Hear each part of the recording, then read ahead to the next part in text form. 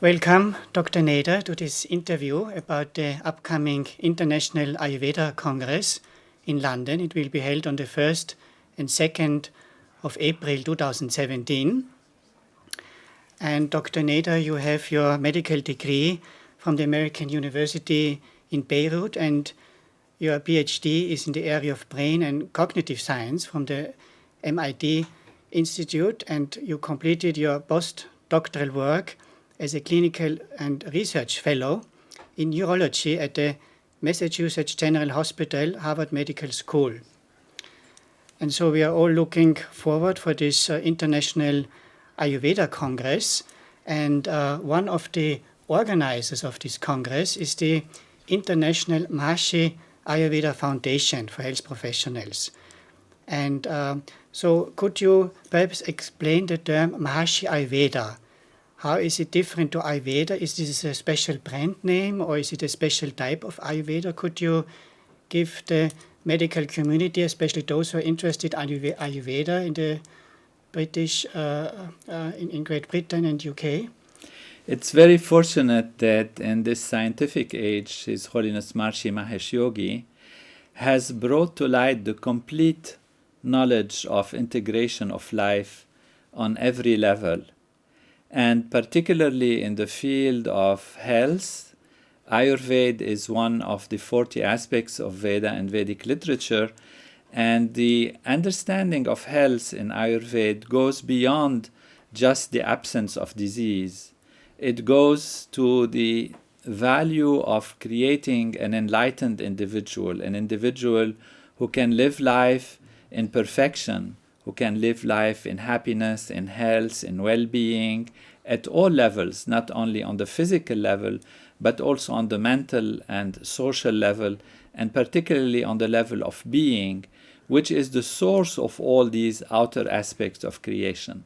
So in order to just highlight the fact that it is true Ayurveda, it's holistic Ayurveda, it's complete Ayurveda, which doesn't ignore any aspect of the individual life and individual reality, we call it Maharishi AyurVeda in recognition for Maharishi bringing to this value of health care its total value, its holistic value, its wholeness, and its perfection.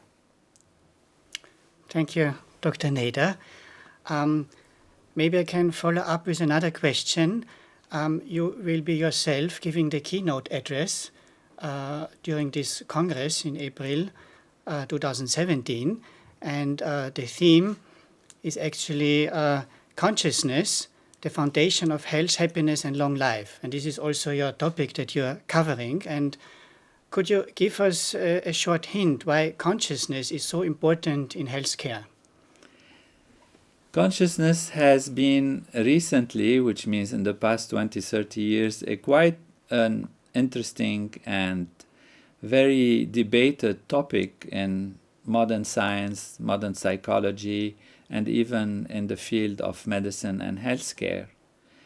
We used to think that consciousness is just one kind of a screen on which our experiences are projected. And with the discoveries of the unified field of natural law, which shows that everything that is outside, that is material, our body formed out of organ systems and organs, the organs made out of tissues, the tissues out of cells, the cells themselves made out of molecules. And if you look deeper, the molecules are made out of atoms, themselves made out of elementary particles. Then we get to different fields of natural law. And these fields of electromagnetism, weak forces, strong forces, and gravity have been unified into one unified field of all the laws of nature. So in a very simple analogy of what science tells us today about how everything in nature is actually constructed, made of, and built from that unmanifest pure field of being, which we call in modern scientific terminology the unified field, is really what the Veda tells us, what Ayurveda tells us, what Maharishi AyurVeda tells us about all that we know in creation. So the source of all order in the manifest creation, the source of all expressions in the manifest creation, is one field. And that field happens to be the field of consciousness, the pure field of pure awareness. And it is that pure awareness which, reverberating within itself, creates all the other aspects. So it is like the source of a river. The source is what creates the river, what allows the river to flow, and that is the importance of connecting back to the source, connecting back to consciousness. And that is what Maharishi AyurVeda offers. It offers technologies, practical techniques, practical methods to bring the intelligence of the individual, the awareness of the individual, back to the real self, which is consciousness, and which has been shown through hundreds of scientific research studies to enliven all aspects of mind, intellect, body, and also physical health and removal of disease, and in behavior, and in social peace and happiness. So Ayurveda, which attempts and wants to create an integrated system of wholeness of life, is really benefiting, and even more than just benefiting, it has the necessity to dive deep and take power and energy and intelligence from the source of what makes life orderly and strong, which is life meaning also on the level of the physiology, is our health and our wholeness of physiology. So consciousness is really primary in this. It's not just some additional something that we can use on the surface. Consciousness actually has a direct effect on mental health, physical health, behavior, and social health. Thank you, Dr. Nader. I think for all those who are already practicing Ayurveda, I think this Congress will be most exciting for them to hear about the fundamental of Ayurveda, what it really is, and how consciousness plays the biggest role actually. So I think this will attract a huge number of Ayurveda practitioners and health professionals in Europe and especially in the United Kingdom. May I ask a last question? You have published several books throughout your career, and one is titled Human Physiology, Expression of Veda and Vedic Literature. Could you explain a little bit what does this mean, or share some thoughts, and how does it relate to modern healthcare? It's really the continuation of the relationship between what we call unmanifest and manifest, what we call inner, and on the other side, the outer. The inner is the aspect of awareness, pure consciousness, pure being. It is the more abstract, transcendental, beyond the physical level of our reality.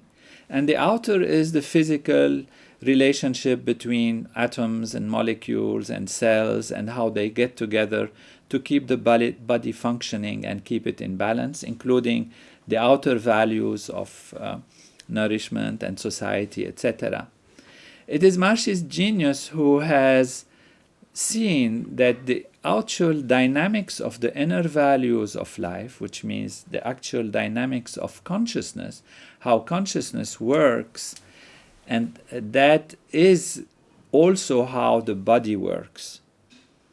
Now there are laws of nature, and these laws of nature vibrate within themselves. They create patterns. These patterns are having different levels of their reality. There are deeper levels, which are on the level of the intellect, the way we think, the way we behave, the way we speak, the way we use grammar, and that is the way we use logic, how the brain works intellectually, emotionally, on the mental level. And then you have the level which is on the outer level, the physical expression, which also has its structure, it has its patterns. The heart is made out of so many chambers, the body, the brain is made out of so many divisions and subdivisions. So Veda and human physiology is really a comparison of the dynamics of consciousness on the subtle level, which is the vibrations of natural law as seen in the structure of the Vedic literature, and how these actually manifest as the body. So this discovery of Veda and human physiology shows there is a one-to-one correspondence between the structure, physical structure of how many divisions and subdivisions are in the Veda with how many divisions and subdivisions are in the physical body. What it really shows is that the material value of life is based on the non-material dynamics of pure being, of pure awareness. It is like an architect who has a thought of a building. The thought is just unmanifest yet, and it is in the mind, an imagination, you can say, a thought, a plan, and then it becomes the outer building on the surface. Veda is that plan, is that inherent dynamics of the structure of life on a, we can say, mental level, but more profoundly on the level of being, on the level of consciousness. And that is what Maharishi has seen, and it was my great fortune to work with him and show that actually those dynamics of the Veda are what manifests as the physical body. So the reason why our body looks as it is, behaves as it is, functions the way it does, and is able to experience higher states of consciousness and enlightenment and happiness and perfection and understand the universe is because it is a complete replica of the laws of nature that are in the unified field, unmanifest, become manifest as the vibrations of the Veda, and then take an outer structure in our physical body. So our physical body is a powerful instrument of natural law that can experience total natural law. And we have seen also through research a direct correlation between the vibrations of the sounds of the Veda and the effects of that on physical health, so that if there is a place in the body that is out of tune, if you like to say, out of an orderly functioning, which we call it imbalance or diseased, then the vibrations of the Vedic sounds that correspond to that particular part of the body are able to bring the body back into its original design, which means removing the imbalance, removing the stress, and allowing the body to function properly. So this is not just a theoretical understanding, which by itself is very important, but it's also something that has practical application in creating health and in contributing to understanding how we can remove disease through aligning the physiology back with its original design. So this is, in brief, the relationship between Veda and physiology and its importance. Thank you, Dr. Nader. I think this is very inspiring for all of the Ayurvedic practitioners to learn more about consciousness-based Ayurveda and how consciousness plays a fundamental role in health. I think this brings Ayurveda to a much higher level of efficiency. And so we have all the practitioners in Ayurveda in Europe and in the whole world will come to this wonderful congress, which is most likely be the biggest gathering of Ayurveda outside of India.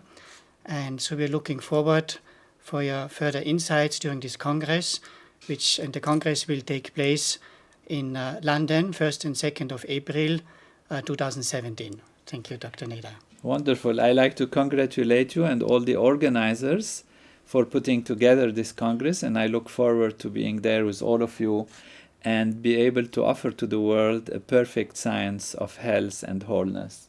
Thank you.